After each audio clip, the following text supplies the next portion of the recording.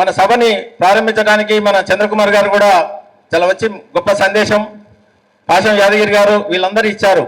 నిన్న మన తొలి వెలుగు మనం ఏదైతే ఈరోజు ప్రపంచానికి దేశానికి ఒక్క మాటలో చెప్పాలంటే దేశం విస్తుపోయేది, ప్రపంచం విస్తుపోయిన సంఘటనలు వెలుగుమట్లో జరిగిన దాన్ని అనేక ధైర్య సాహసాలకి ఓర్చి ఎవ్వరూ లేనప్పుడు, మెయిన్ మీడియా సహకారం లేనప్పుడు, మెయిన్ మీడియాను డబ్బులు పెట్టి కొనుక్కుంటారో ఇన్ఫ్లుయెన్స్ చేస్తారో ఎక్కడ రాకుండా బ్లాక్ చేసి, ఒక్క మాట బ్లాక్ చేసి అసలు కనబడదు ఆనందపడుతున్న ఆ టైంలో పాలకులు మనకొక శక్తిని, ఊపుని, ధైర్యాన్ని, మనకు జరిగే అన్యాయాన్ని వెలిగెత్తి చాటి ప్రపంచానికి మొదట పరిచయం చేసిన రఘు గారిని నిన్ననే ఆహ్వానించాము. వారికి అనేక కార్యక్రమాల వల్ల రాలేకపోయారు, ఈరోజు వచ్చారు. ఇప్పుడు సగౌరవంగా రఘు గారిని వేదిక మీద మా కార్యదర్శి నివేదిక అయినది కాబట్టి ఒక సందేశం ఇవ్వాల్సిందిగా మా ఉద్యమంలో మీరు కూడా సహాయ సహకారాలు అందించాల్సిందిగా కోరుతూ రఘు గారిని వేదిక మీదకి ఆహ్వానిస్తున్నాం.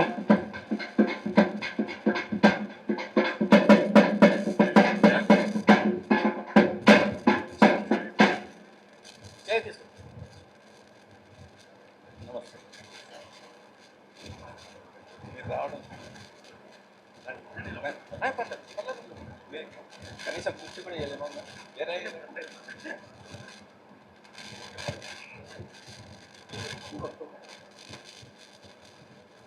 వారితో పాటు మీకు నిన్ననే మన మోహన్ రెడ్డి గారు మన ప్రారంభ సభలో ఉన్నారు, వారిని కూడా ఈ రోజు కూడా ఆహ్వానిస్తున్నాం. మోహన్ రెడ్డి గారు కూడా వేదిక నిలవలసిందిగా కోరుతున్నాం.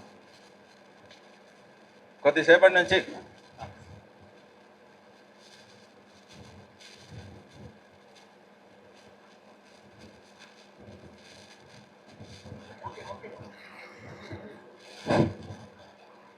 ఈ మన సభ చివరిలో రఘు గారు మనకు ఒక సందేశం మన ప్రజలకి ఇవ్వాలని, మన సంస్థకి చాలా ఎంతో ఇన్స్పిరేషన్గా ఉన్నారు కాబట్టి ఈరోజు ప్రత్యేకించి ఆయనకి ఇబ్బందులు ఉన్నా రమ్మని ఆహ్వానించి మన ఆహ్వానాన్ని మన్నించి వచ్చినందుకు మరోసారి ధన్యవాదాలు, కృతజ్ఞతలు తెలుపుతూ ఆయన మాటలు చెప్పండి.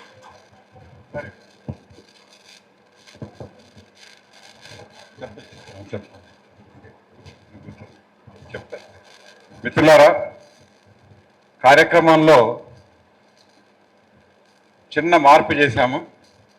కారణం రఘు అంటే చాలు, ఇప్పుడు మనలాంటి సంస్థలు కూడా గౌరవించేటువంటి స్థానంలోకి వెళ్ళినటువంటి రఘు. కారణం ఒకే ఒక్కటి, ప్రజల పక్షాన నిలబడటం.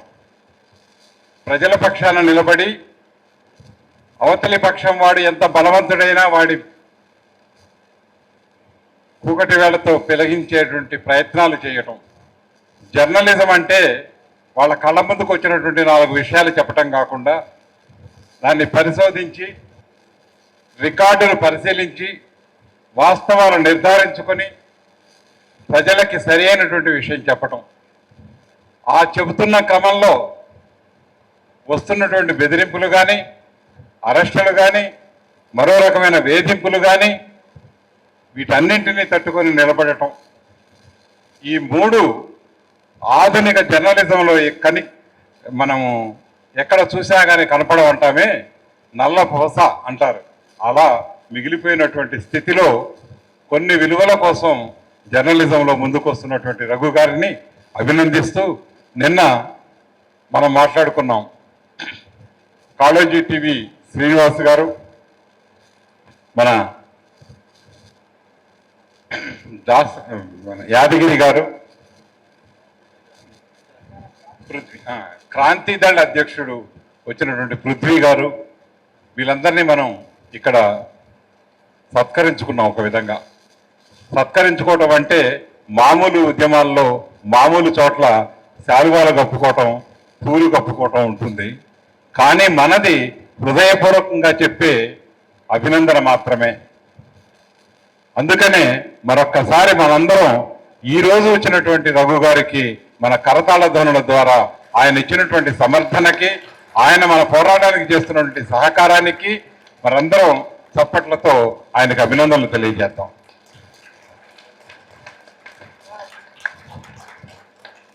Okay, good. అలాగే ఇప్పుడు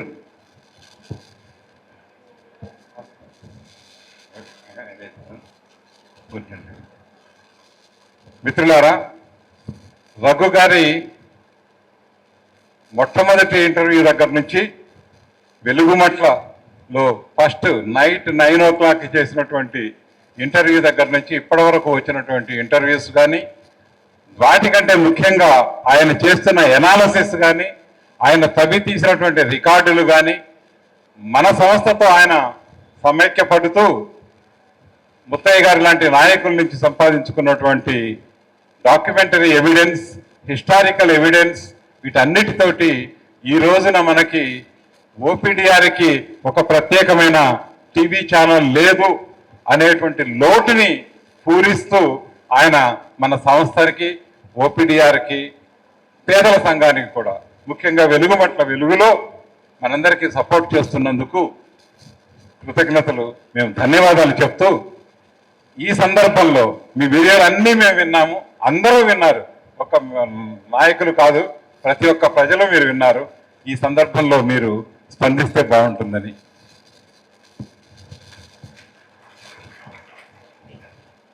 అందరికీ ధన్యవాదాలు. సో చాలా గొప్ప అవకాశం నాకు ఇది.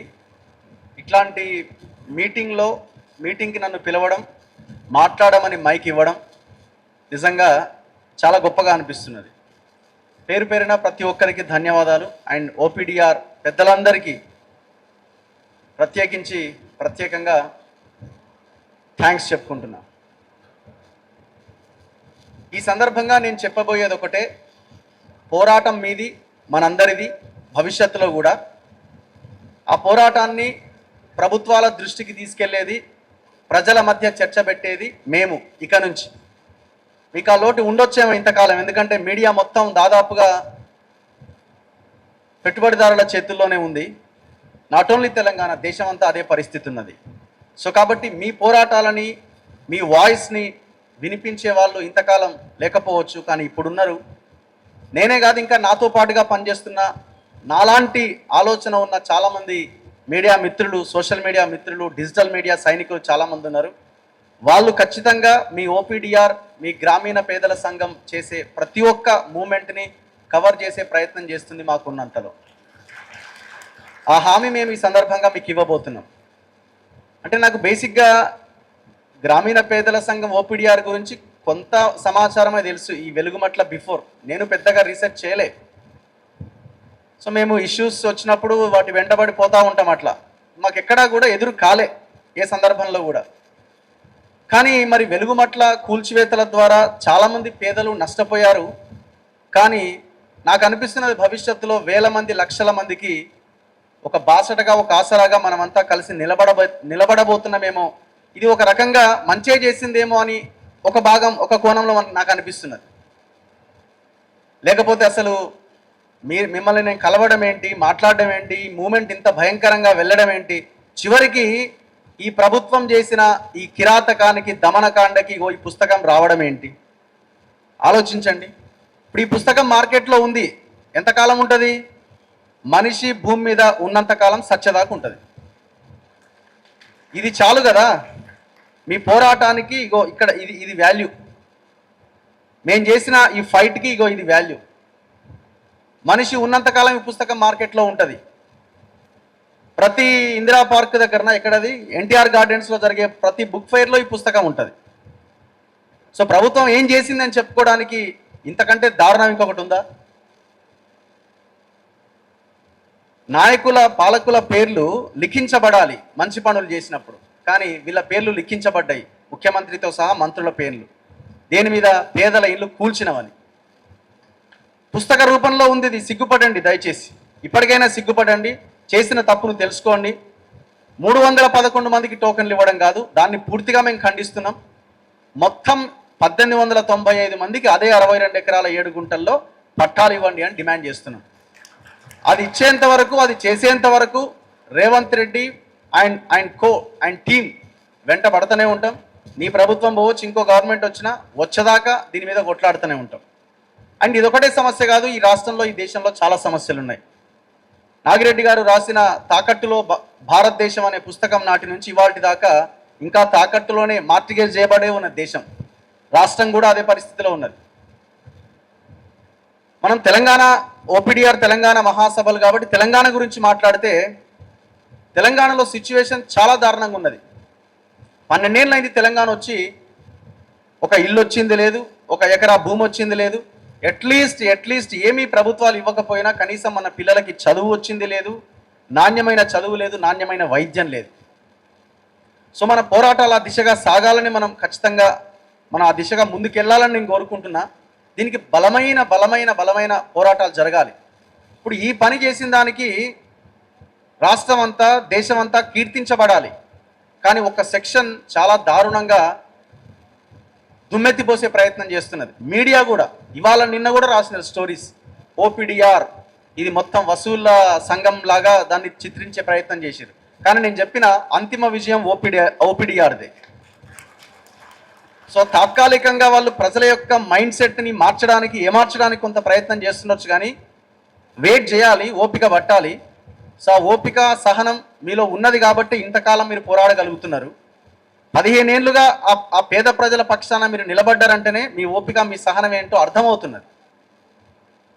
సో వేరే వాళ్ళైతే ఈ పాటికి ఎప్పుడో ఆ 2-3 ఏళ్లలోనే వాళ్ళని వదిలేసి ఇది అయ్యేటట్లేదని వెళ్ళిపోయేవాళ్ళు. కానీ మీరు వెళ్ళిపోకుండా ఇన్ని ఆరోపణలు వచ్చినా, ఇంత దారుణంగా మీ మీద బురద జల్లే ప్రయత్నం చేసినా మీరు ఇంకా నిలబడి కొట్లాడుతున్నారు. ఇవాళ ఈ సమావేశం పెట్టుకున్నారు. ఖచ్చితంగా విజయం మనదే. విజయం మీదే అంటలేను, విజయం మనదే అని నేను కూడా మీ దాంట్లో కలుపుకొని మాట్లాడుతున్నా. తెలంగాణలో లక్షలాది ఎకరాల భూమి అన్యాక్రాంతం అయిపోయింది. ప్రభుత్వం లెక్కలు చెప్తున్నాయి, 25 లక్షల భూమి ప్రభుత్వ భూమి కాకుండా పోయి ప్రైవేటు పట్టాల కింద మారిపోయిందని. గవర్నమెంట్ మారింది కానీ దాని మీద నో యాక్షన్. 25 lakh acres. కానీ ఇప్పుడు ప్రభుత్వం ఏం చెప్తుంది, ఇవ్వడానికి భూమి లేదు మా దగ్గర అని తేల్చేస్తున్నది. పదే ప్రభుత్వ పెద్దలు ప్రతి మీటింగ్లో ఈ పాయింట్ చెప్తున్నారు, మీకు పంచడానికి భూమి లేదు. ఎందుకు చెప్తున్నారు? ప్రజల మైండ్ సెట్ని ట్యూన్ చేస్తున్నారు అట్లా. ఇక భూమి లేదట, ఇక పంచడానికి ఏం లేదు అని. కానీ భూమి ఉన్నది. ఎవరి చేతిలో ఉన్నది? పాలకులు వాళ్ళ బినామీల నాయకులు వాళ్ళ బినామీల చేతుల్లో ఉన్నది. సో ఆ 25 lakh acres కోసం, ఎందుకంటే తెలంగాణ అంటేనే భూమి అంటేనే తెలంగాణ, అంత పెద్ద ఆస్తి తెలంగాణ సొంతం. దాని మీద ఇగో వీళ్ళ కన్నుబడ్డది. సో కాబట్టి ఈ దిశగా మనం పోరాటాలు జరగాలి. ప్రజల చేతిలో ఖచ్చితంగా ఏ ఆర్థిక రాజకీయ అసమానతలతో ఇట్లాంటి సంఘాలు ఏర్పడ్డాయో, సమానత్వం కోసం ఈ సంఘాలు ఏర్పడ్డాయో, అసమానతలు లేని సమానత్వం కోసం ఈ సంఘాలు ఏర్పడ్డాయో, వాటి దిశగా మనమంతా పోరాటం చేయాలి. ఈ ఫైట్ కంటిన్యూ అవ్వాలి. వ్యక్తులు తాత్కాలికం, వ్యవస్థ శాశ్వతం. అందుకే వ్యక్తులుగా ఇక్కడున్న నాయకులు, మేము ఎవరైనా అదంతా తాత్కాలికమే. So system permanent. సో కాబట్టి ఆ సిస్టమ్ కోసం, వ్యవస్థ కోసం మనం గట్టిగా ఫైట్ చేయాల్సిన అవసరం ఉంది. ఈ అవకాశం ఇచ్చిన అందరికీ ప్రత్యేకంగా ధన్యవాదాలు. వర్ధిల్లాలి వర్ధిల్లాలి వర్ధిల్లాలి వర్ధిల్లాలి. పోలీసు రాజ్యం తుపాకీ రాజ్యం,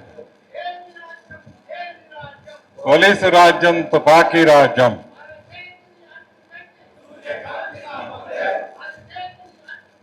సూర్యకాంతిని ఆపలేదు.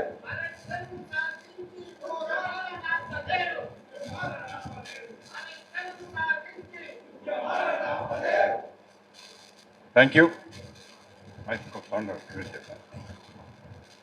రఘుకే ఒక విషయం చెప్పదలుచుకున్నాను. రాష్ట్ర మహాసభల సందర్భంగా నిన్న ఉదయం నుంచి సాయంత్రం వరకు జరిగింది ఒక ఓపెన్ సెషన్. వేల మంది జనం అనేక ప్రాంతాల నుంచి వచ్చినటువంటి వాళ్ళు హాలు పట్టకుండా బయట నిలబడి కూడా విన్నారు. ఈరోజు ఇది కేవలం ప్రతినిధులది, అంటే అఫీషియల్ మెంబర్షిప్ ఉన్నటువంటి వాళ్ళకు మాత్రమే ఉన్నది. ఈ రోజున మీరు ఇక్కడ నిలబడి ఈ ప్రతినిధులతో మాట్లాడటం అంటే మీరు ఓపీడీఆర్ ప్రతినిధి అని మేము గుర్తించినట్టు. అలాగే మేము చెప్పకముందే మీరు ఒక మాట అన్నారు, పోరాటం మనది, మీది అనటం లేదు, నన్ను కలుపుకొని మీతో అనే మనము అనే పదం వాడారు. దానికి ఓపీడీఆర్ తరఫున మరొక్కసారి ధన్యవాదాలు. ఫ్రెండ్స్,